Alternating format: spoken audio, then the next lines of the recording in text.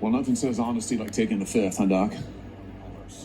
You got over $1 million in cash awards during COVID, during a 12-month, 24-month span during COVID. $1 million you knocked down in cash money using federal resources. Now you're worth more than $12 million. You got a pension that in its first year paid out north of $400,000 a year. 1 million people dead, you're getting rich. 1 million people dead, you're using federal employees to get cash awards for you. 1 million people dead, and you're here taking the fifth because you don't want to admit that what really happened in all that time was a multi-month, multi-year course of self-dealing.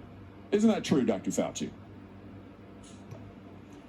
On the advice of counsel, I respectfully decline to answer based upon my rights under the Fifth Amendment to the Constitution. Yeah, well, silence is admission. And here's the real thing. At the end of the day, it wasn't just about the money, really, was it? It was really about a power trip. I mean, through all of this, you want to be the most famous scientist in the world. You were so focused on getting every award and every drop of cash that you could, all because you wanted to be on TV. You wanted to be the sun god of science. You wanted to be the guy who was in charge of it all. You wanted to lambast Trump. You wanted to make sure that nobody else stole your spotlight. You wanted to be the guy. You had time to sit for InStyle magazine.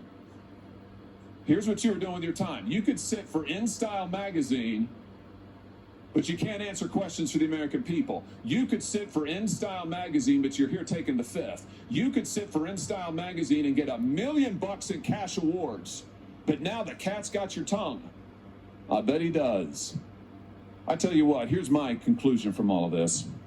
This was really all about you the whole time. Somewhere along the way, you lost your way.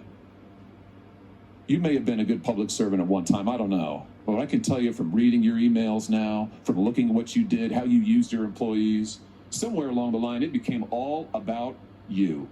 You became a narcissist and a megalomaniac and a liar. And you've lied to the American people, and you've lied to this body.